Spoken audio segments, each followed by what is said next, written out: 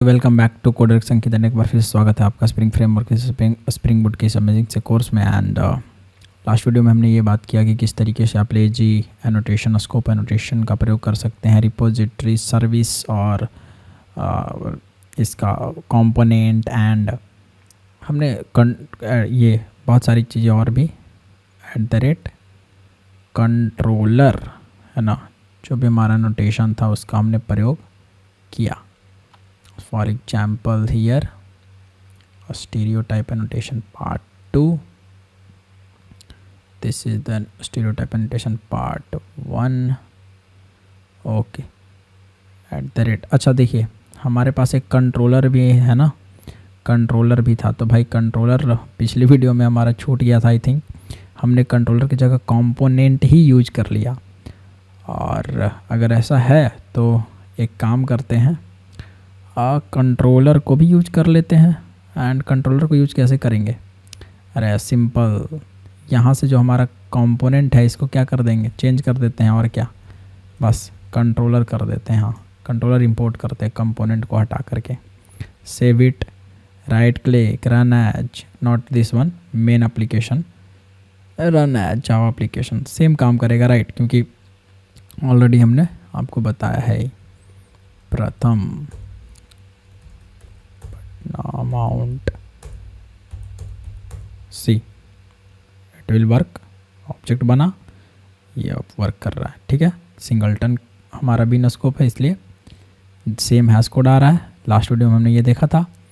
And @controller आपका यहाँ हमने बता ही दिया, कंट्रोलर @कंट्रोलर लगा देंगे। कंट्रोलर क्लास है तो कंपोनेंट नहीं लगाएंगे, वहाँ पे हमने कंपोनेंट लगा दिया था लास्ट वीडियो में, पर कोई बात नहीं, काम हमारा कर रहा था। कंट्रोलर थोड़ा @कंट्रोलर लगाने से क्या होगा कि हम जब स्प्रिंग एओपी इंप्लीमेंट करेंगे अपने प्रोजेक्ट में, स्प्रिंग एस्पेक्ट ओरिएंटेड प्रोग्रामिंग, तो पॉइंट कट्स लगाने और हम मतलब स्प्रिंग एओपी के सपोर्ट में हमें बहुत हेल्पफुल होता है जब आप @सर्विस रिपोजिटरी कंट्रोलर का प्रयोग करते हैं। तो despite of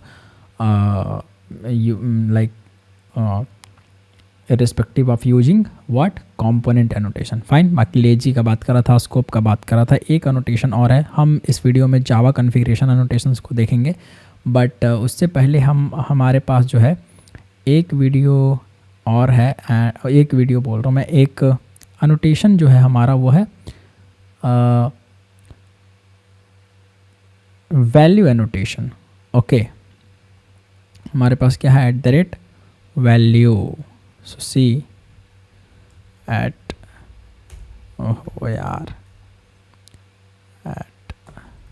value. Now this annotation is used for what? Okay, see here, this annotation is used to inject simple properties values like what? A string type and a primitive data type values, or what? Wrapper data type. Okay, wrapper data type values.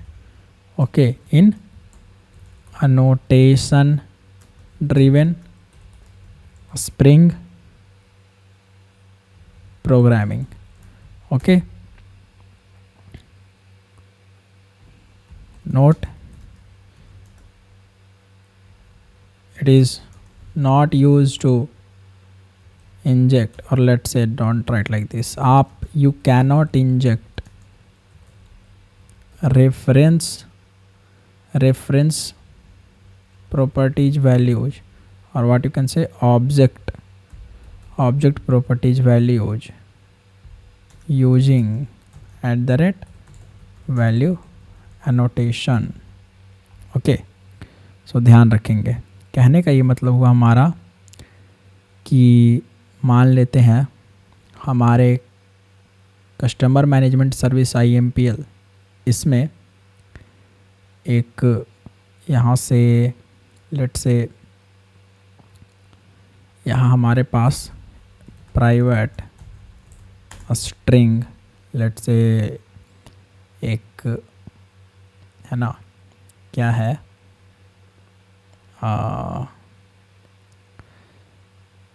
कुछ data ले लेते, कुछ भी ले लेते हैं। Name तो हमने वहाँ वीओ क्लास में अपना ले लिया है, राइट। नेम हमने वीओ क्लास में ले लिया है, उसकी कोई दिक्कत ही नहीं है।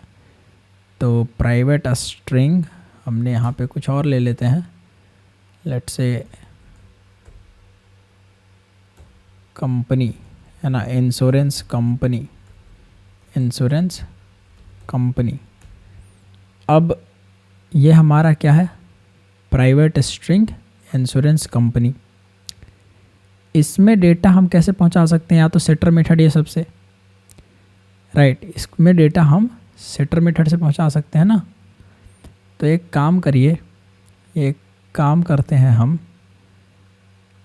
या तो यहीं पे डायरेक्ट लिख सकते हैं, राइट। बाकी हम ऐसा करते हैं, यहाँ पे लिख देते हैं sysout, not sysout here, इसी में लिख देते हैं।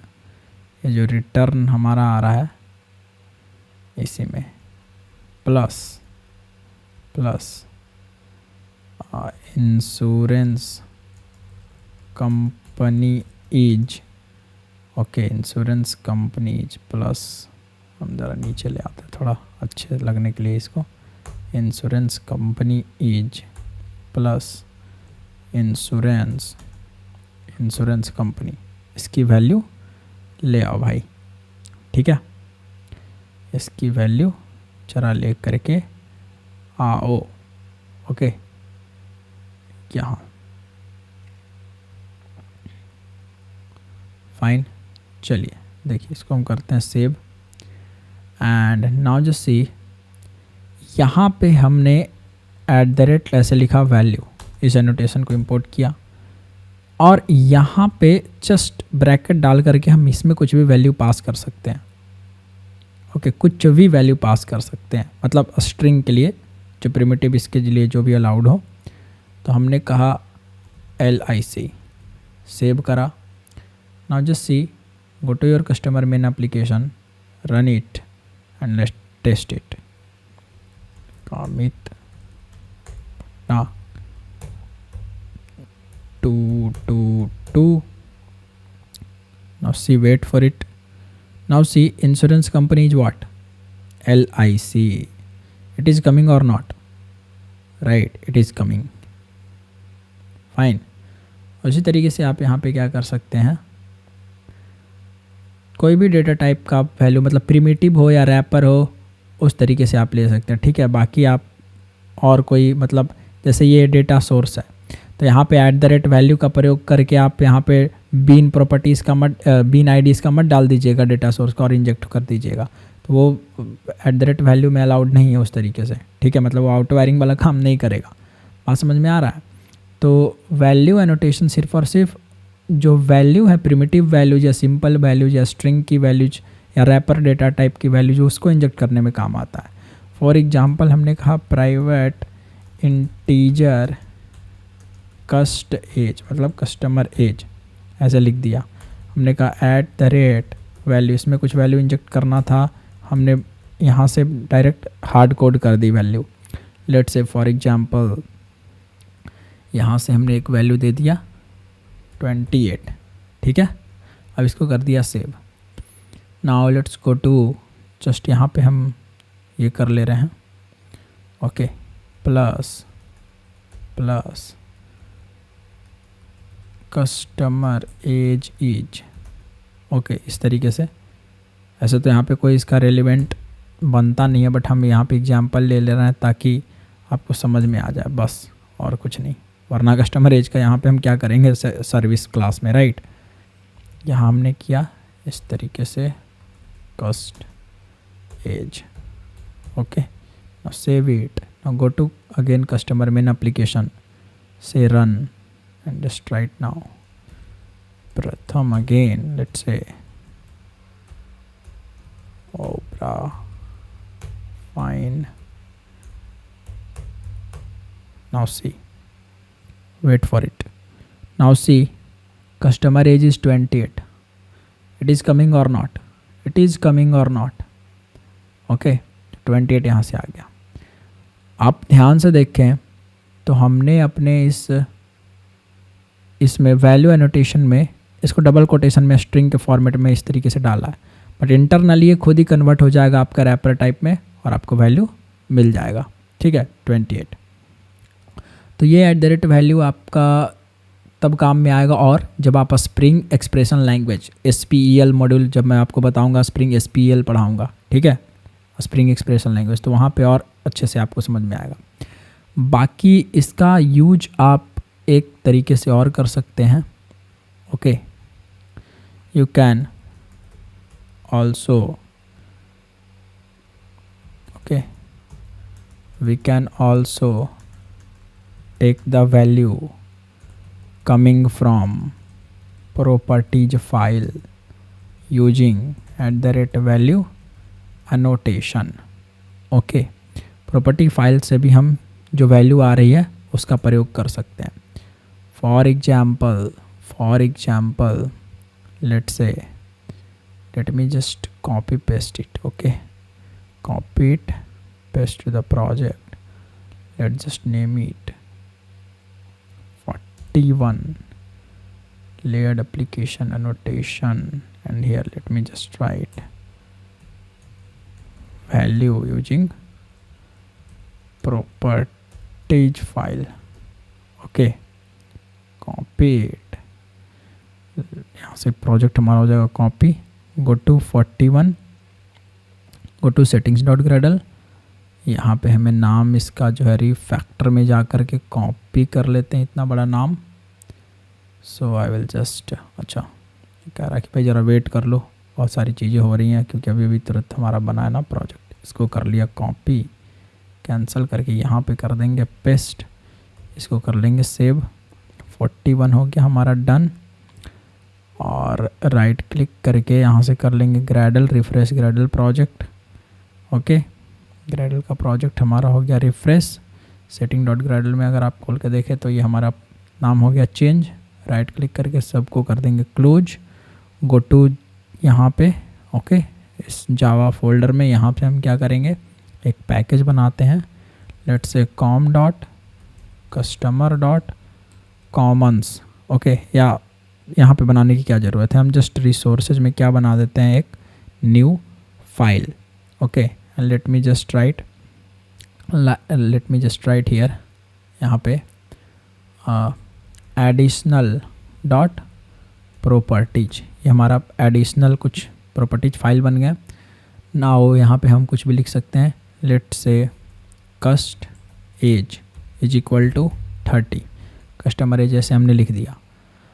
नाउ अगर आपको इस वैल्यू को ये प्रॉपर्टीज फाइल में है, राइट, यहाँ से रीड कराना है आपको इस सर्विस में, कस्टमर मैनेजमेंट सर्विस इम्प्लीमेंटेशन यहाँ पे, ठीक है। तो कैसे रीड कराएंगे, प्लेस होल्डर का यूज करके। कैसे प्लेस होल्डर का यूज करते हैं, सिंपल, इसको मिटाइए। ओके, इसको मिटाइए, डबल कोटेशन दीजिए, $साइन लिखिए, इस तरीके से प्लेस होल्डर लिखिए, और अपना एडिशनल प्रॉपर्टी जो आपने इसका की है प्रॉपर्टीज फाइल का वो लिख दीजिए। ओके, अब इसको कर दीजिए save and just run it, now go to your test or app main class here, run as java application। Mohan ji हमारे यहाँ से हो गया प्रिंसिपल अमाउंट 10, ये लो भाई SI जनरेट होगा। क्या कह रहा है, for input string, 1 second bro, it is saying देखो भाई मिसमैच एक्सेप्शन हुआ है कुछ। ओके, मिसमैच एक्सेप्शन हुआ है कि field convert the value of type string to integer. अच्छा, ये कह रहा है इसको स्ट्रिंग के जैसा ये यूज कर ले रहा है। अब क्यों यूज कर रहा है, क्योंकि हमने प्रॉपर्टी फाइल का यूज करा है, राइट, प्रॉपर्टीज फाइल का, और हमने प्रॉपर्टीज फाइल को क्या नहीं करा है, कॉन्फ़िगर नहीं करा है। तो अपने एप्लीकेशन context.xml में जाएंगे, let's say here go to parent ctx, and इस पेरेंट ctx में अपने प्रॉपर्टीज फाइल को कैसे, किससे, context property place holder, right. यहाँ से हमें क्या डालना रहता है, लोकेशन। लोकेशन कहाँ है हमारा, तो ऑलरेडी क्लास पाथ में है, तो डायरेक्ट हम यहाँ पे कुछ नहीं लिखेंगे। और क्या क्लास पाथ कौन सा है हमारा, ये रिसोर्सेज फोल्डर सेट है ऑलरेडी, क्या नाम है उसका, additional dot properties. Now save it, now again run it, go to your main class and say run, now say Mohan Delhi, okay, now see, अब ये क्या बोल रहा है, ये क्या फिर से बोल रहा है भाई, bean definition parsing configuration cannot locate bean for element property place holder. अच्छा, cannot locate, go to parent city x, ओके। अच्छा, ये बीन के अंदर मैंने डिक्लेयर कर दिया, तभी मैं बोलूँ कि भाई ये कहाँ पे टैग में इशू है, यहाँ नीचे।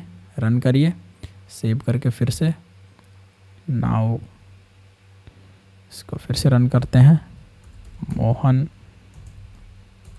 Delhi, okay, now see, wait for it, see successfully it is running or not, क्या 30 आ रहा है या नहीं आ रहा है, क्या 30 आ रहा है कि नहीं आ रहा है, right. So it is coming now, इसका मतलब हमारा प्रॉपर्टीज फाइल से अब ये रीड भी हो रहा है, right.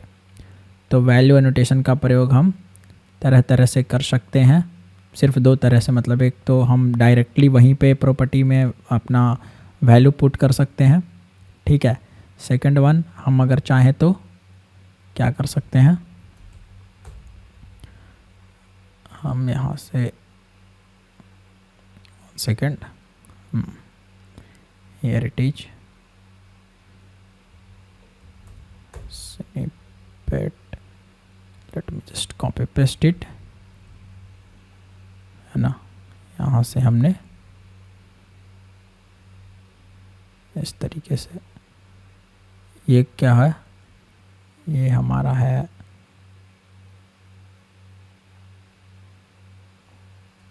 Direct value, okay. Now here this value is coming from, okay, what value coming from properties file. ये डायरेक्ट वैल्यू कैसा है, hard coded, right. Hard coded मतलब यहीं पे कोड कर दिया गया, इसलिए, ओके। तो वैल्यू एनोटेशन का प्रयोग आप इन दो चीज़ों के लिए कर सकते हैं, एक तो डायरेक्ट प्रॉपर्टी इंजेक्ट करने के लिए, दूसरा डायरेक्ट प्रॉपर्टी इंजेक्ट करने के लिए, दूसरा आप प्रॉपर्टीज फाइल से कुछ प्रॉपर्टीज अगर आपको इंजेक्ट करना है तो। बस ध्यान रहे कि आप @वैल्यू इंजेक्शन का प्रयोग सिर्फ और सिर्फ simple properties, string type properties और आप रैपर डेटा टाइप प्रॉपर्टीज के लिए प्रयोग कर सकते हैं, और किसी चीज़ के लिए नहीं, ओके। ये यहाँ यूज हो गया, and this is for here, fine. So I hope आपको वैल्यू एनोटेशन का भी प्रयोग अच्छे से समझ में आया, राइट। नाउ सी, अब हमने एक काम यहाँ से देखिए कैसे हुआ कि यहाँ पे वैल्यू जो है ये इंटीजर है, राइट। इसमें डेटा टाइप इंटीजर है। जो प्रॉपर्टीज फाइल है इसमें तो डायरेक्ट वैल्यू कुछ भी, कभी स्ट्रिंग यूज हो जाता है, कभी इंट, मतलब जो हम लिखते हैं जैसे का तैसे टेक्स्ट में यूज होता है। तो कहने का ये मतलब है कि इंटरनली ये वाली वैल्यू 30 कन्वर्ट हो करके इंटीजर टाइप में यहाँ तक पहुँच रहा है, समझ में आ रहा है। तो हम इसके लिए एक लाइन लिख देते हैं कि थ्रू XML कॉन्फ़िगरेशन फाइल, है ना, थ्रू XML फाइल या properties file, the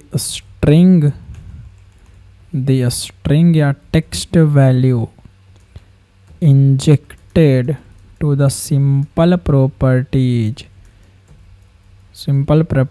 will be converted to its corresponding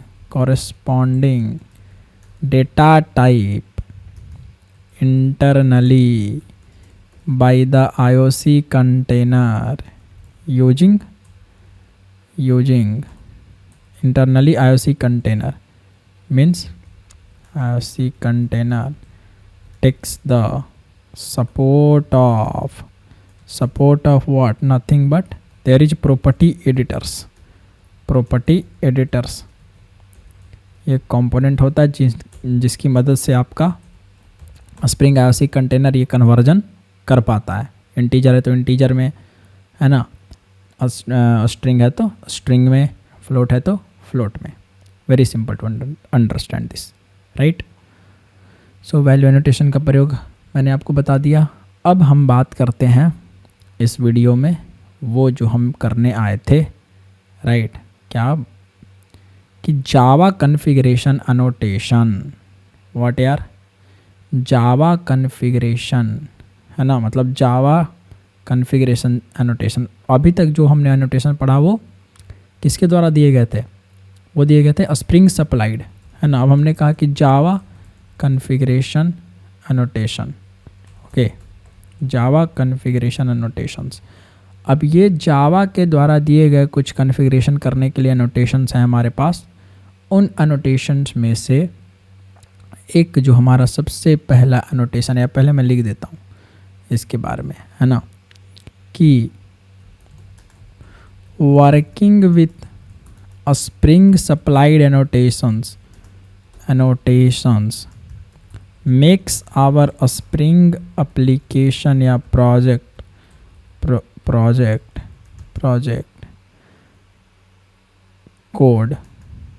code as invasive मतलब क्या हो गया? एक तरह से टाइटली कपल्ड, है ना। इन्वेसिव का मतलब क्या हो गया यहाँ पे? Tightly coupled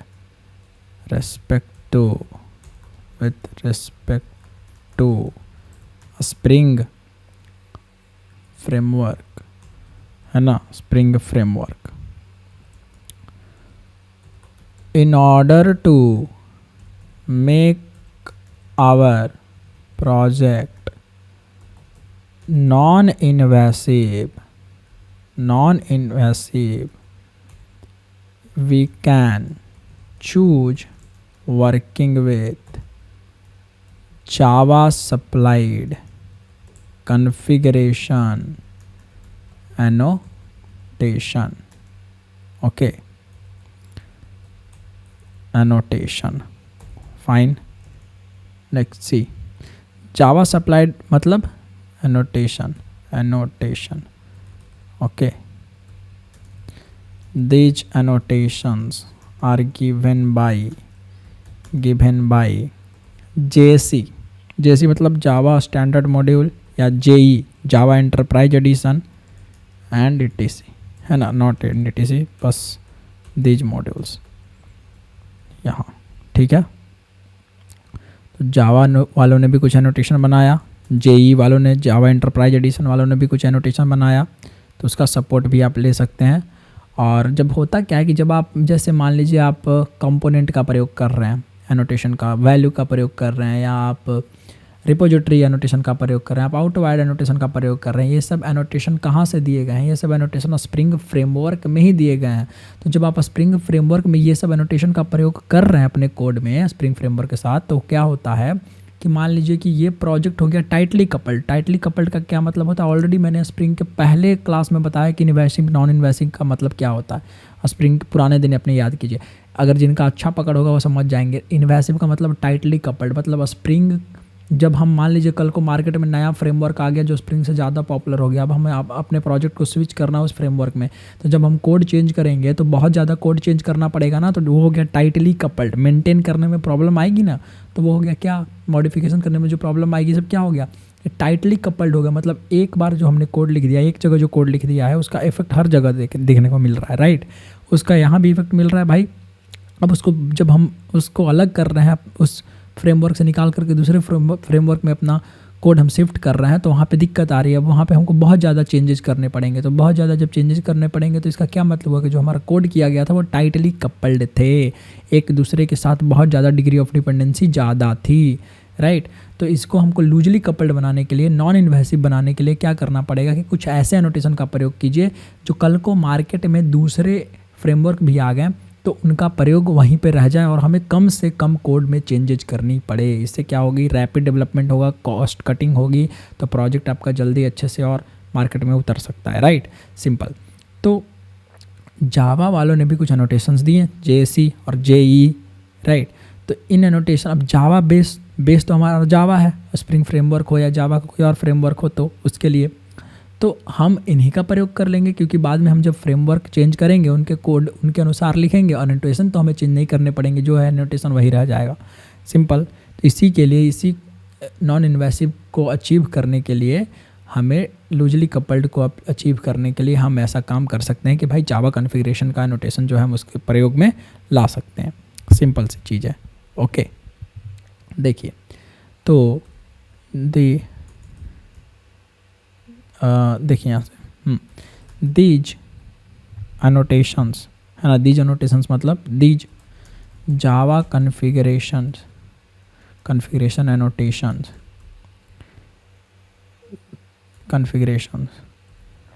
makes our Spring code more non-invasive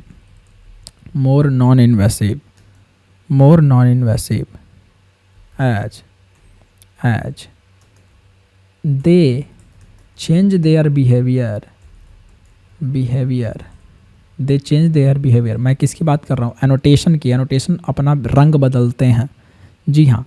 Java configurations annotations जिसकी मैं बात कर रहा हूँ या जो मैं अभी पढ़ाऊँगा, ये अपना रंग बदलते हैं किसके अनुसार, जैसे कहते हैं ना कि गिरगिट अपना रंग बदलता है जहाँ पे रहता है, उस इन्वायरमेंट के अनुसार। जैसे पेड़ पे है तो उस टाइप का कलर, दीवार पे चढ़ा तो उस टाइप का कलर, राइट। तो ठीक उसी प्रकार से जावा कॉन्फ़िगरेशन एनोटेशन जो आपको जो एनोटेशन में बताऊंगा, उसको अगर आप स्प्रिंग फ्रेमवर्क में यूज़ कर रहे हो तो स्प्रिंग के फंक्शनलिटी के जैसा बिहेव करेगा। उसको अगर आप सर्वलेट्स वगैरह में यूज़ कर रहे हो तो वो सर्वलेट्स के फंक्शनलिटी के अकॉर्डिंग यूज करेगा, ठीक है, वर्क करेगा। और कोई और फ्रेमवर्क है तो उसमें उसके अनुसार यूज करे, वो अपना फंक्शनलिटी दिखाएगा, राइट। तो these Java configuration annotation makes our Spring code more non invasive as they change their behaviour with respect to the environment they are used in. Okay, like मैं क्या बात कर रहा हूँ, like if you are using these annotations in a Spring, they will provide functionality according to a Spring framework. If you are using it in Hibernate, they will provide functionality according to Hibernate framework. Okay, this is the thing. तो इन annotation के साथ ये वाली चीज़ है, okay. जैसे for examples क्या क्या examples हैं ज़रा देखिए। तो हमारे पास एनोटेशंस हैं @ इंजेक्ट, नेम्ड, रिसोर्स, है ना, ये हो गया आपके पास pre destroy, okay, post construct, okay, and etc। ये कुछ एनोटेशंस हैं जो कि जावा कॉन्फ़िगरेशन एनोटेशंस हैं, ओके, फाइन। देखिए, तो इसका मतलब हमारे पास एनोटेशंस हो गए कुछ 2-3 तरह के, है ना। सो हमने कहा while developing Spring applications, okay, application, please ऐसे prefer using annotations in such order, okay। कैसे, तो वी शुड एक्चुअली, बट करते नहीं, वो अलग बात है, बताता हूँ क्या। हमने कहा सबसे पहले तो जावा गिवन एनोटेशन का प्रयोग करो, है ना, सबसे पहले व्हाट। सो सबसे पहले हमने कहा जावा कॉन्फ़िगरेशन सप्लाइड एनोटेशंस, है ना, सप्लाइड एनोटेशन जहाँ भी पॉसिबल हो। सेकंड, अगर पॉसिबल ना हो तो spring supplied annotations, spring supplied annotations. Third, कोई अगर आपने थर्ड पार्टी ये डिपेंडेंसी लगाया है तो उसके लिए जो रिक्वायर्ड है वो तो थर्ड पार्टी सप्लाइड एनोटेशंस, ठीक है। फिर लास्ट में आपका अगर कुछ खुद का बनाया हुआ एनोटेशन है तो कस्टम एनोटेशंस। ओके, इस तरीके से आप यूज करें। But in industry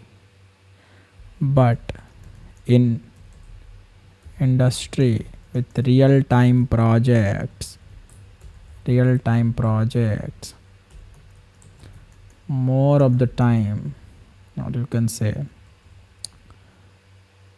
with real time projects, people are using a spring supplied annotations, much as there is no any framework in competence with Spring framework. Okay, so अब Spring framework के competence में कोई other framework है नहीं, तो हो क्या रहा है कि उनको ये डर नहीं है कि भाई नॉन इन्वेसिव बनेगा कि या नहीं बनेगा, तो स्प्रिंग सप्लाइड एनोटेशन का आप प्रयोग कर सकते हैं। अब जिस दिन इससे ज़्यादा कोई फ्रेमवर्क आ गया बढ़िया, तो फिर आप नॉन इन्वेसिव में शिफ्ट करना लोग चालू कर देंगे। बट दिक्कत यह है कि स्प्रिंग फ्रेमवर्क बहुत तगड़ा है, तो अगर कोई फ्रेमवर्क आता है जावा का, ठीक है, समझ रहे हो, कोई भी जावा का फ्रेमवर्क आता है तो भाई उसको आने में टाइम लगेगा और स्प्रिंग जैसा बनने में भी टाइम लगेगा। भाई स्प्रिंग 2003-2004 से है, इतना तगड़ा स्प्रिंग फ्रेमवर्क मैं क्या बताऊं, ठीक है। खैर इस तरीके से तो आपको करना चाहिए, बट ज़्यादातर लोग या क्या यूज कर रहे हैं, स्प्रिंग सप्लाइड एनोटेशन से पहले ही स्विच मतलब यूज कर दे रहे हैं। ओके, कोई इशू नहीं है। ज़रा हम समझते हैं कि इंजेक्ट ये सब क्या है। तो हमारे पास जो एनोटेशन है @ इंजेक्ट एनोटेशन, देखिए समझिए इंजेक्ट एनोटेशन आपसे क्या कहता है। ओके, हमारे पास भैया है इंजेक्ट एनोटेशन, फाइन, समझिए। देखिए इंजेक्ट एनोटेशन बिल्कुल है ऑटो ऐड का alternative. It is similar to, या ऐसे लिख सकते हैं, इट इज, हाँ चलो ठीक है, it is similar to autowired annotation but with minor differences. ठीक है, क्या डिफरेंस है ज़रा वो समझिए। Minor difference like there is no any required attribute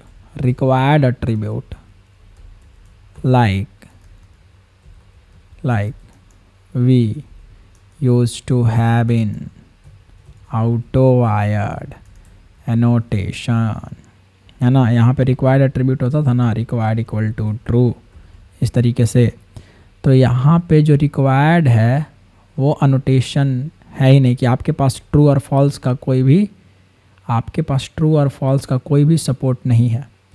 तो अब जब सपोर्ट नहीं है तो इसका मतलब डिपेंडेंसी का होना आवश्यक है।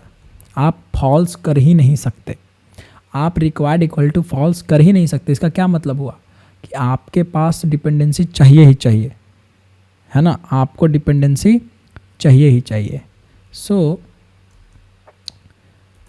There is no required annotation, required attribute, then it means the dependency is 100% mandatory. Okay, the dependency is 100% mandatory when you are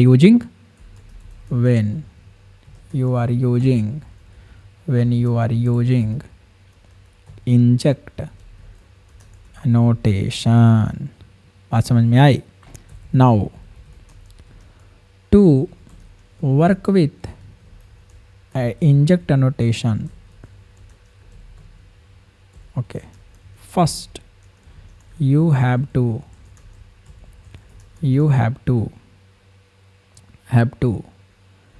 add one dependency to your build.gradle, okay, and that dependency is nothing but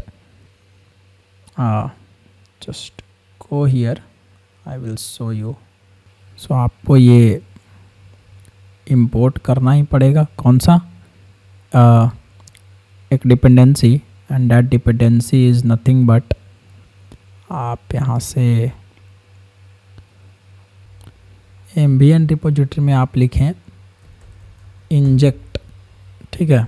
तो जावा x inject जो है आपका ये वाला, ठीक है, ये dependency आपको मेवन सेंट्रल से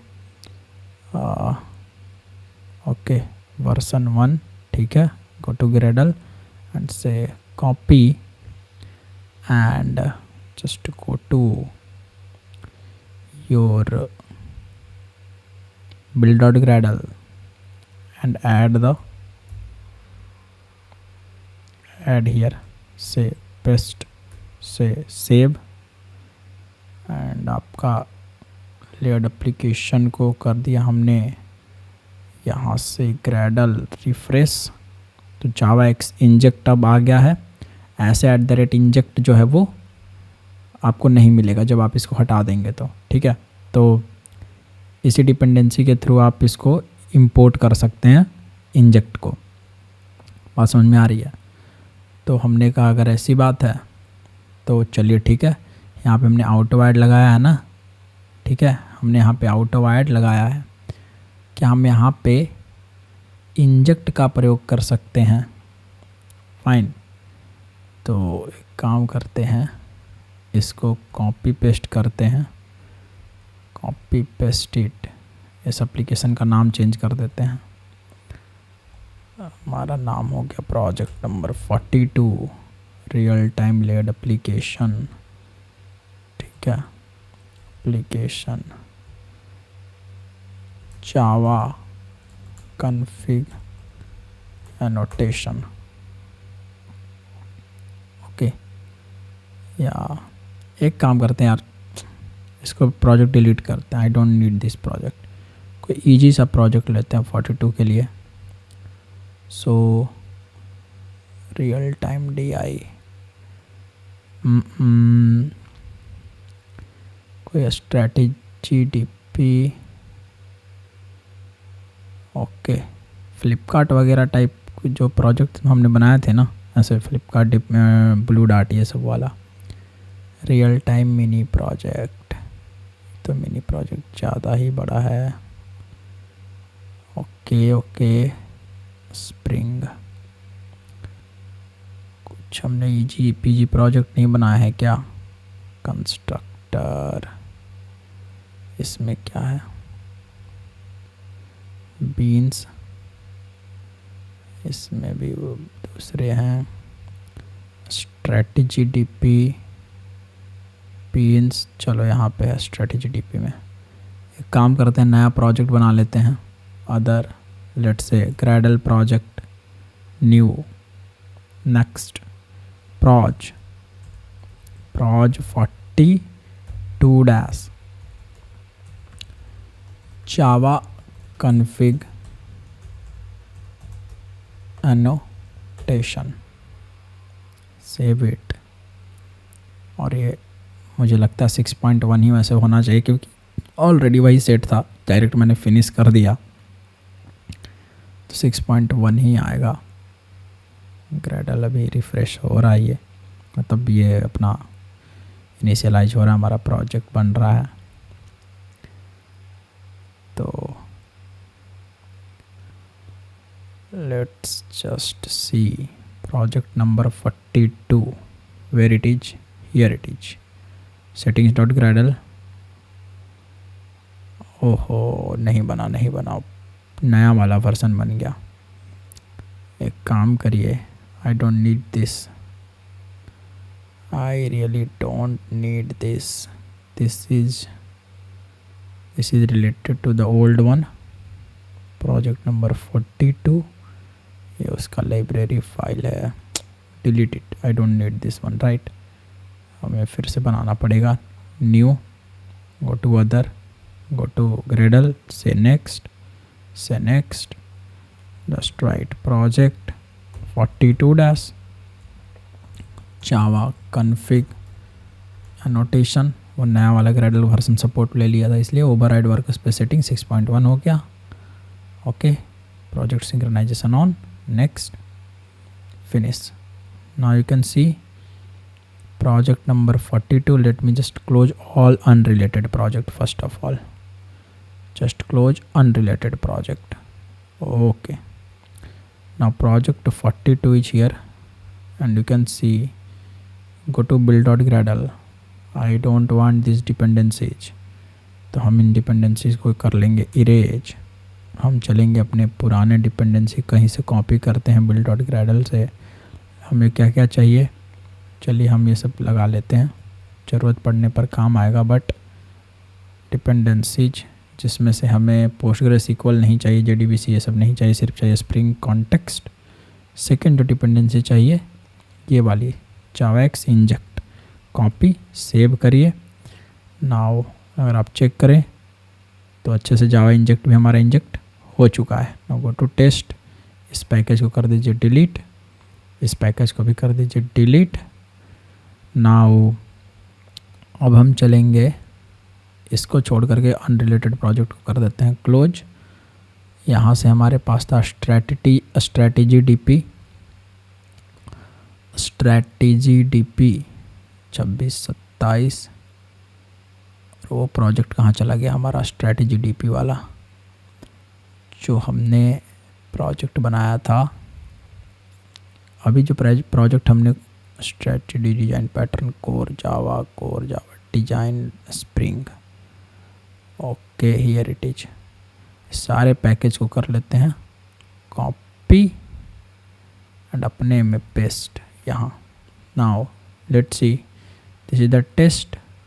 okay, let me just erase this code, not this code all, let me just erase this code, okay, and let me just say कि भाई तुम एक काम करो,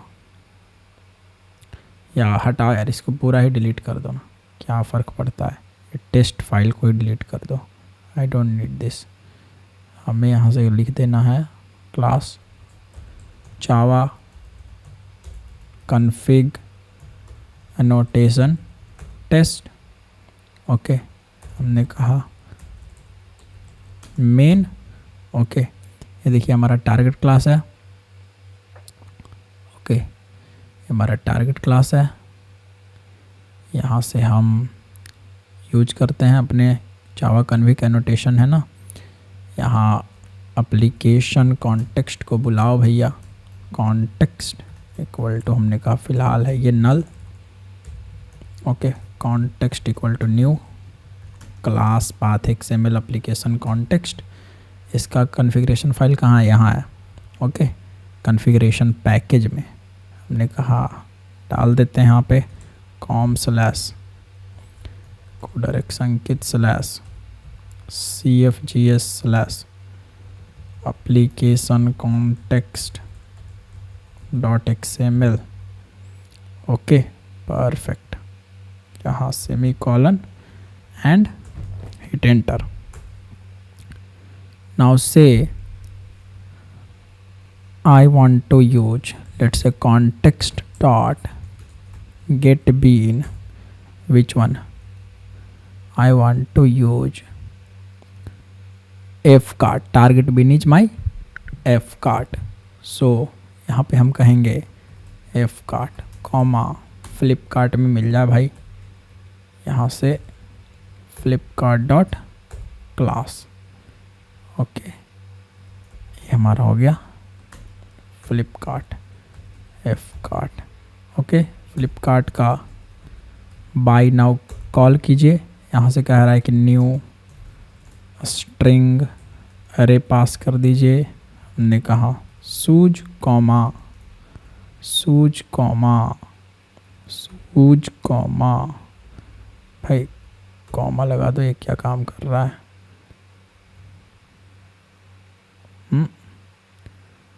इसको क्या हुआ? सूज comma, let's say mouse new float, हमने कहा 1000 कॉमा 1200, ठीक है। F-कार्ट क्या कह रहा है? अच्छा, फ्लोट हमने रैपर में दे दिया, न्यू फ्लोट। ओके, इस तरीके से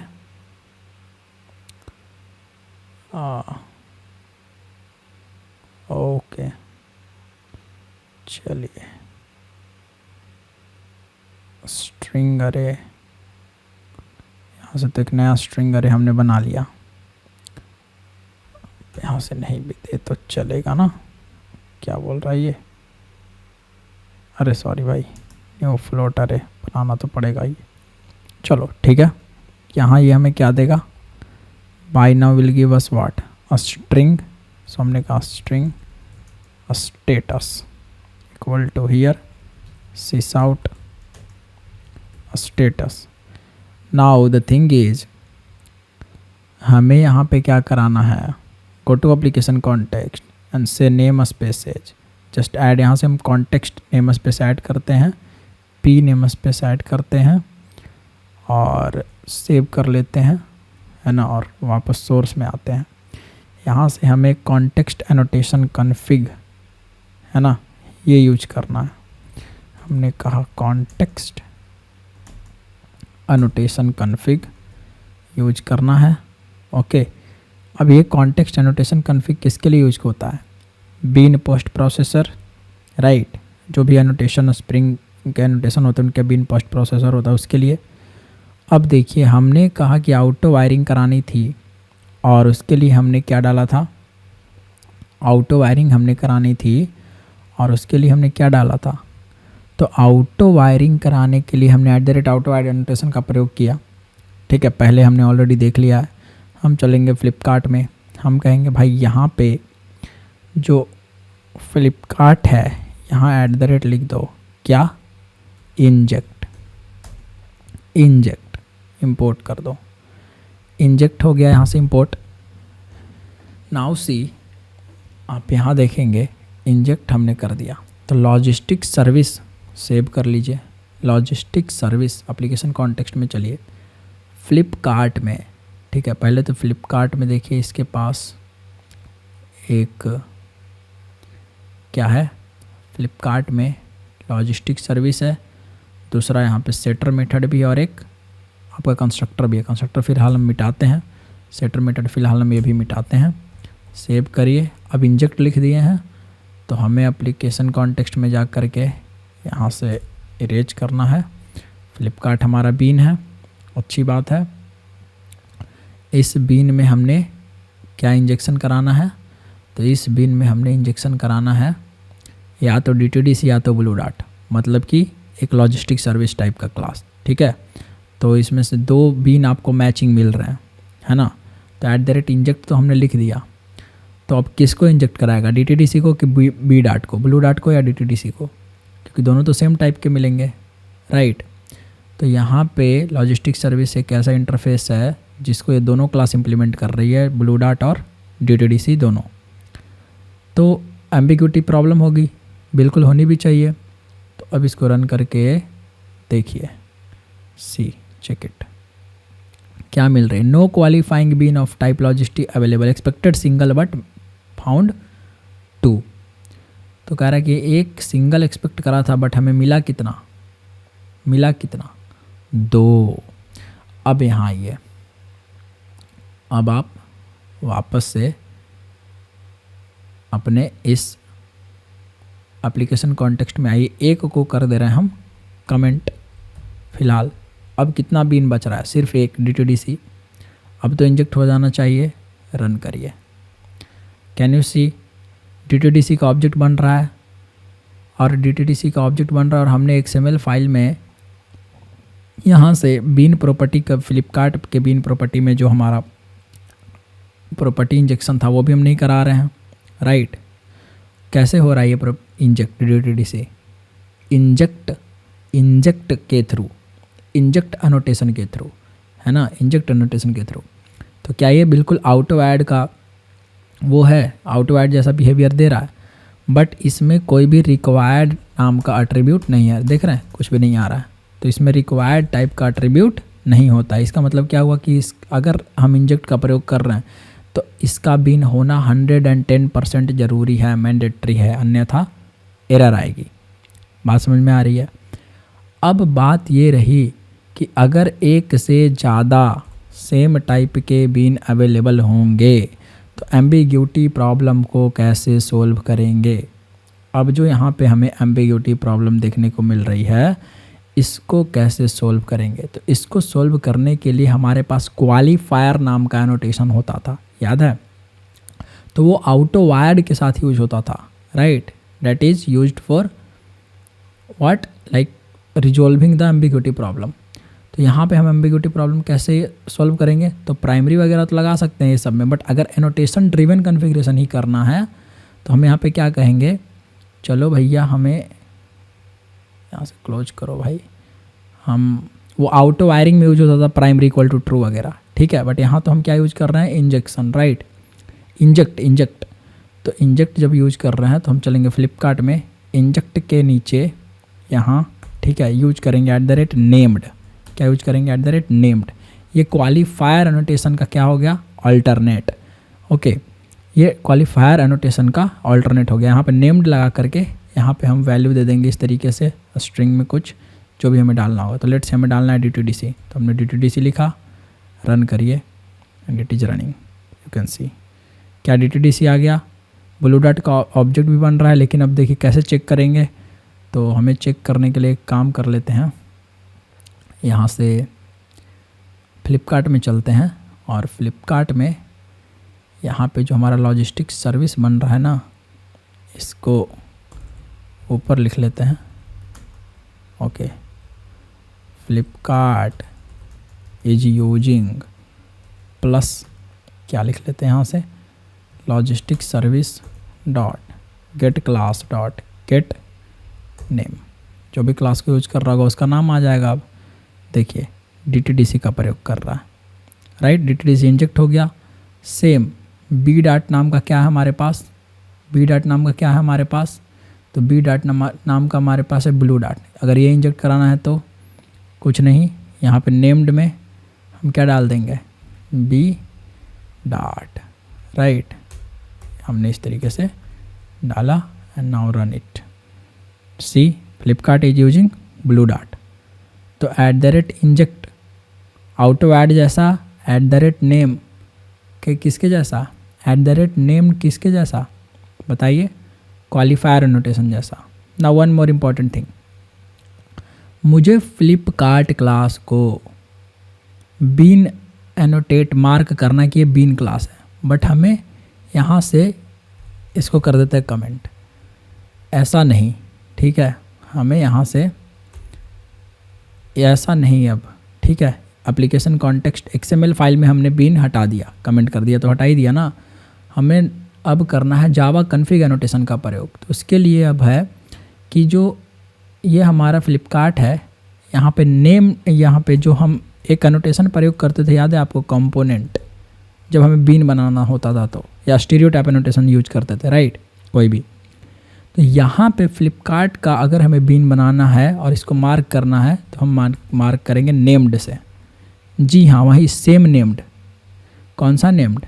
ये बी डॉट वाला, ठीक है, जो हम ये क्वालिफायर जैसा भी बिहेव करेगा और कंपोनेंट का काम भी करेगा। दो काम करता है, एक कंपोनेंट तरह का काम करता है और एक आपका क्वालिफायर जैसा भी काम करता है। जैसे ही नेम्ड लिखेंगे तो अब फ्लिपकार्ट का ऑब्जेक्ट बनेगा, लेकिन ध्यान रखिएगा हम क्या कह रहे हैं कि एफ कार्ट नाम का बीन मंगवा रहे हैं। कैसे? यहाँ पे अगर आप जाएं तो गेट बीन में देखिए क्या है, एफ कार्ट नाम का है, जबकि यहाँ पे जो ऑब्जेक्ट बन रहा होगा फ्लिप कार्ट ऐसा बन रहा होगा।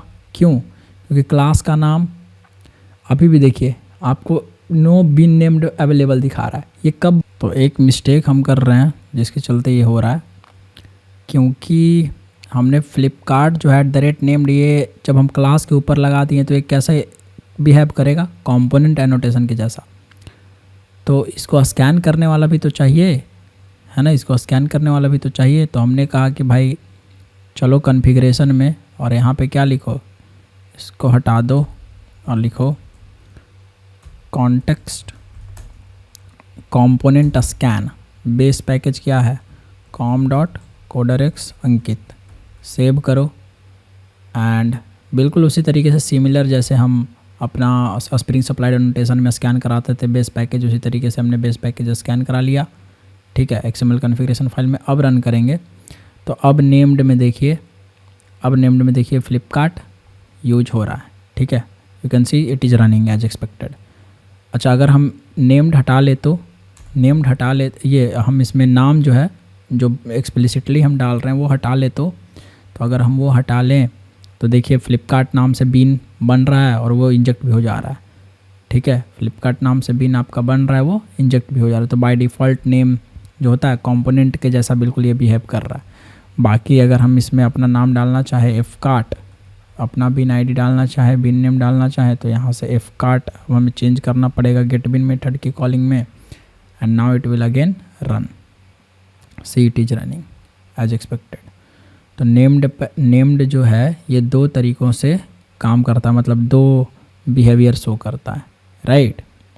तो @इंजेक्ट बता ही दिया हमने आपको। इंजेक्ट से क्या होता है, यहाँ से मैं कॉपी पेस्ट कर देता हूँ। ओके, इंजेक्ट, ओके, उसी, ओके, और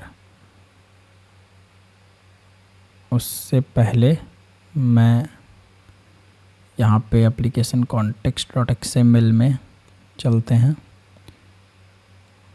और यहाँ पे उसमें नहीं, यहाँ build.gradle में चलते हैं एंड build.gradle में जो हमारा डिपेंडेंसी है ये वाला, ये ज़रूर लगाना पड़ेगा, राइट। जब हम इसके साथ यूज करें तो build.gradle में ये वाली डिपेंडेंसी आपको लगाना है। बाकी इंजेक्ट इस तरीके से आप यूज कर सकते हैं। Okay, now this inject is @inject is allowed at field level, setter method level and constructor level. तो आप field level, setter method level, constructor level तक यूज कर सकते हैं, जिस तरीके से हम आउटो वायरिंग यूज करते, आउटो वायर्ड यूज करते थे, right. Now the second one is, बाकी एक यूज हमने आपको फील्ड लेवल पर करके दिखाया, बाकी सेटर लेवल और कंस्ट्रक्टर लेवल पर आप खुद ही इतना आप कैपेबल हो गए कि यूज कर लेंगे, है ना। हमने कहा @नेम्ड, ये एनोटेशन की खास बात है। So this annotation shows, this annotation provides two functionality, okay, two functionality. What? So first @component functionality, है ना। if this annotation is applied at class level, then it will work similar to @component annotation, okay, not while working while working with named annotation at class level, you must scan the base package as same we do with component annotation. Okay, ध्यान रहे। Okay, तो class level annotation में हम इस तरीके से use करेंगे। Snipping tools, okay, great. Now the second one is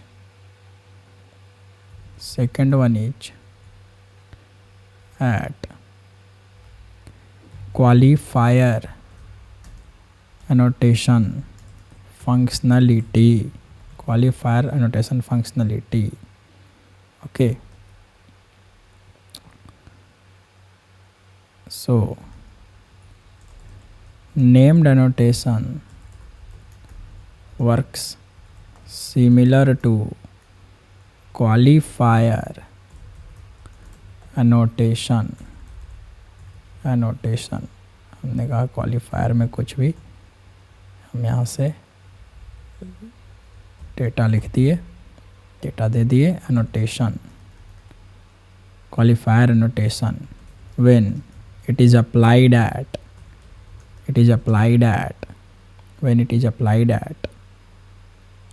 field level. Okay, while it is applied at field level, बात समझ में आ रहा है? applied at field level to solve the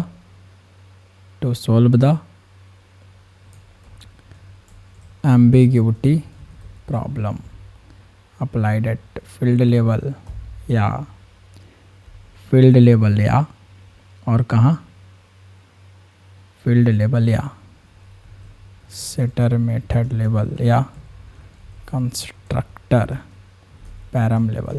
constructor parameter में जिसके लेवल पर हमें ना to solve what? ambiguity problem. Right, simple, very simple. So let's see, हमारे पास एक फ्लिपकार्ट है। ओके, हमने कहा public Flipkart. Okay, what? Logistics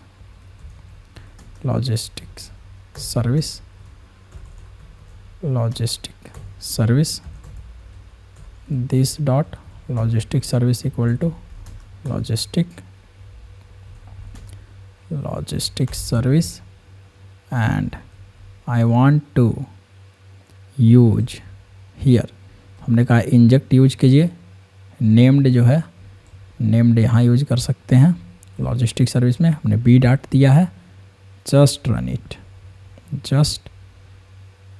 run the application. Okay, just run the application and see. It is using what? Blue dot. Why? Because here @named, यहाँ पे हम अगर DTDC दे दे तो you can see DTDC is using, right? So inject आपने देखा, हम private field level पर, constructor level पर या सेटर मेथड के लेवल पर भी यूज कर सकते हैं। सेटर मेथड रहेगा तो नेम्ड को हम इस तरीके से यूज कर सकते हैं। तो भाई ध्यान रखेंगे, नेम को हम एम्बिग्यूटी प्रॉब्लम सॉल्व करने के लिए भी यूज कर सकते हैं। ठीक है, नेम्ड ये क्लास लेवल पर है। ओके, और ये कहाँ है? एम्बिग्यूटी प्रॉब्लम सॉल्व करने के लिए। तो जैसे हमने पिछली वीडियो में बताया, फील्ड लेवल पर भी आप कर सकते हैं, कंस्ट्रक्टर लेवल पर भी आप कर सकते हैं, सेटर मेथड लेवल पर भी आप कर सकते हैं नेम्ड को यूज। बस जब नॉन क्लास लेवल पर यूज होगा तो वो कैसा बिहेव करेगा? क्वालिफायर एनोटेशन के जैसा, सिंपल। तो नेम्ड आपको समझ में आया, क्वालिफायर आपको समझ में आया, है ना, इंजेक्ट समझ में आया। ओके, आई होप इतना कुछ आपको समझ में आया होगा। Now one more important thing और मोर इम्पॉर्टेंट थिंग हियर, जो यहाँ पे हमने क्लास लेवल ये सब लिखा है, यहाँ पे एक चीज़ और ऐड होगा भाई, प्लस यहाँ कहाँ, इंजेक्ट में है ना, inject is used eight allowed at constructor level and at any arbitrary method, तो आर्बिट्ररी मेथड में भी इंजेक्ट का प्रयोग किया जा सकता है। चलिए, सो आई होप मैंने ये दो एनोटेशन आपको अच्छे से समझाया एंड ये वीडियो आपको बहुत हेल्पफुल होगा। आई होप अच्छा लगा होगा आपको ये सीख करके। नेम्ड एनोटेशन, इंजेक्ट एनोटेशन, ठीक है। तो एक कौन से एनोटेशन है, जावा कॉन्फ़िगरेशन एनोटेशंस, ठीक है। बाकी resource, spirit, destroy, post destroy हम आगे पढ़ रहे होंगे। फाइन, चलिए मिलते हैं नेक्स्ट वीडियो में। Bye, take care.